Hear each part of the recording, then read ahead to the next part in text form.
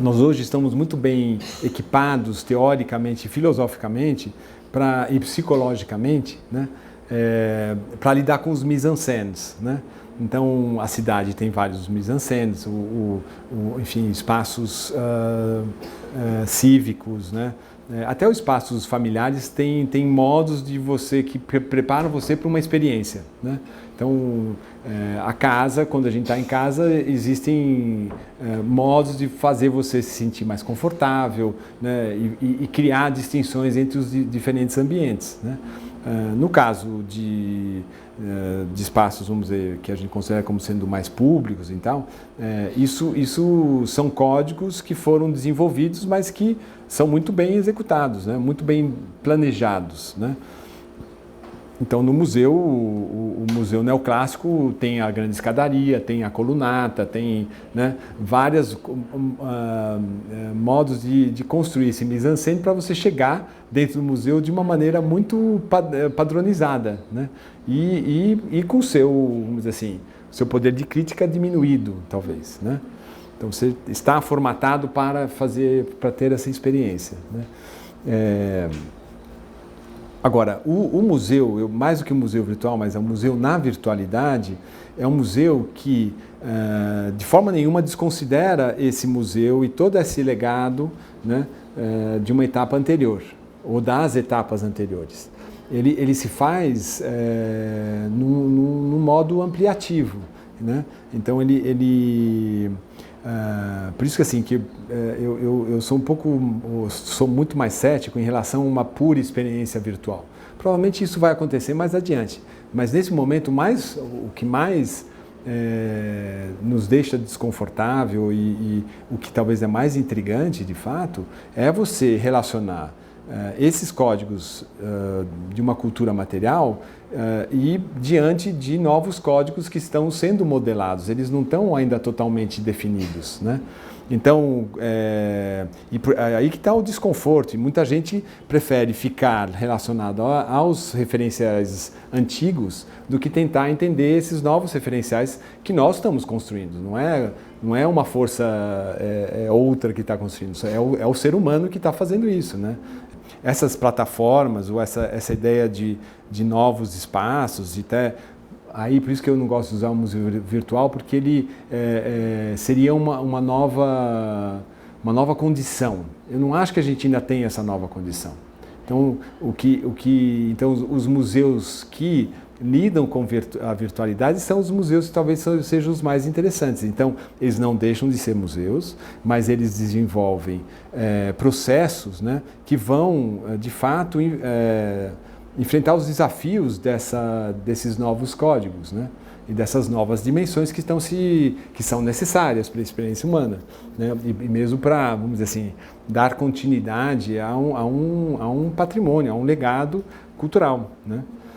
Mas que hoje se apresenta, né, nós estamos num período pós-colonial, então globalizado. Então hoje então, o museu não só enfrenta essas questões, vamos dizer, que eu diria são mais filosóficas, mas questões políticas, né? Então ele foi criado dentro de um poder extremamente bem construído, né, que conquistou o mundo. Então o museu faz parte de uma estrutura que dominou o mundo, né? Então um museu hoje, numa situação multicultural, numa situação, né, de relação mais transparente, mais aberta entre as partes, ou pelo menos é o que a gente talvez gostaria que acontecesse, mas também de uma certa maneira existe, né? Ele enfrenta também esse desafio, né? Então ele como meio, né? Então eu diria mais como mídia, né? Ele precisa se adequar a essas dimensões hoje que são muito mais complexas do que aquelas que se apresentavam a esse museu na virada do século XIX ao XX. A internet é ótima, quer dizer, porque ela por natureza ela é transparente, né? E força as instituições a serem mais transparentes, né? Então, mas é interessante, quer dizer, aqui o IA. E a mesma coisa com o Centro Cultural. Eu entrei no Centro Cultural, o site aqueles que faziam para o site não guardavam, então assim, havia programação mensal. Onde eles colocavam a informação daquele mês era a mesma página que era do mês passado, né? Então o que acontecia com a informação? Ela desaparecia, ela era apagada, né? Então não tinha essa noção que um site é um arquivo, né? O site é memória, né? Então o grande barato da internet é que ela permite, de fato, uma mídia. Não sei se é mídia, a gente pode falar internet como mídia, mas enfim, são plataformas que permitem, elas são híbridas, né? Então elas são museus, arquivos, bibliotecas e espaços que ainda não foram bem definidos, né? Elas podem ser outras coisas também, mas elas absorvem e elas se apropriam das linguagens, das estruturas dessas aí sim, meios, né, da cultura material. Né?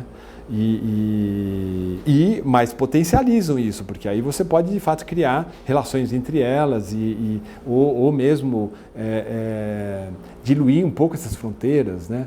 Então as gavetas não precisam ser tão gavetas como elas eram antes, então é um momento muito interessante nesse sentido. Eu acho essencial nós sermos antimuseus ou investir no antimuseu, né?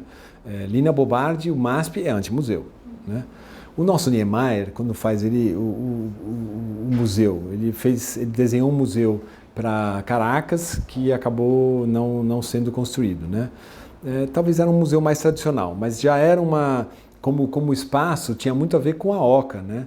E que é um espaço desconcertante, né? Em termos de referenciais, quer dizer, não é um museu caixa, né? Onde o ortogonal, os referenciais espaciais estão dados pela arquitetura.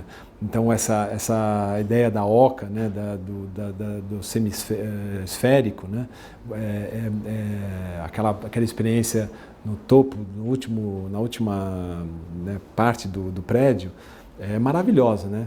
Eu levei uma vez os alunos para visitarem a oca sem nada dentro, né? E eles ficaram, né, extasiados com essa ideia do infinito, né? E que é engraçado, porque a cúpula do Museu Neoclássico, ela tem a ver com isso, é a conexão com, é uma cosmologia, né? Assim como a igreja, né? A cúpula tem relação, se a igreja é para Deus, o museu é newtoniano, né? É a relação mesmo de um referencial lógico, né? Que ordena as coisas e o conhecimento, né? E o Niemeyer faz a oca e essa proximidade com a cúpula cria uma relação né, vertiginosa, né, tem uma coisa mesmo de aventura, né, muito forte. Então, nós temos casos interessantes de antimuseu. O que seria interessante é a gente, de fato, valorizar determinadas experiências que são revolucionárias. O MASP, para mim, eu acho que é um crime, né? Quer dizer, o MASP é um novo formato de museu. Aí vai lá uma oligarquia que gostaria de estar em Paris, né, e que tem como referencial os museus de Paris, que são museus do século XIX, em grande parte, tirando o Beaubourg e o d'Orsay, que provavelmente eles não gostem, né? Eles vão gostar de outros. É um museu inovativo, é um museu que questiona a própria história do museu e coloca o museu dentro da cidade, né? Um museu que é dialógico, né? O museu do Niemeyer também em Vitória também é interessante, quer dizer, ele faz uma crítica, às vezes até a incapacidade da arte, ou não é capacidade, mas talvez assim a pequenez da arte diante da natureza, né? Então aquele museu é para você ver o Rio de Janeiro, né? É lindo. É lindo. Não tem que ter reserva técnica. Põe lá uma arte contemporânea que está bem. Aí tem artistas que vão lidar com isso. Não são todos os artistas que vão lidar com essa situação, né? Então são os museus que colocam o artista também diante de uma situação outra, né? Distinta. Então o Brasil nunca teve o cubo branco. O Brasil sempre teve uma dificuldade com museus. Então assim, nós vivemos dentro de uma precariedade, né? Não acho que a gente tem que fazer, né, o Moacir dos Anjos fala a gambiarra, né? Não é só a gambiarra, mas, quer dizer, o brasileiro tem uma ginga, né? O brasileiro tem uma flexibilidade, quer dizer, essa miscigenação nos fez distintos, né? Vamos aproveitar disso, né? Vamos ser mais híbridos, vamos explorar as capacidades, né, criativas de uma população híbrida, né?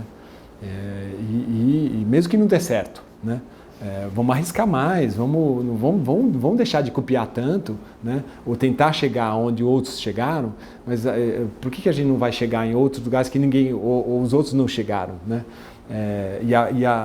O que eu acho bacana assim, em relação ao MASP e ao mesmo Centro Cultural, é quando o gringo vem, o estrangeiro, o queixo cai, né? Não tem experiência de espaço como o Centro Cultural e o MASP, até o Sesc Pompeia, né?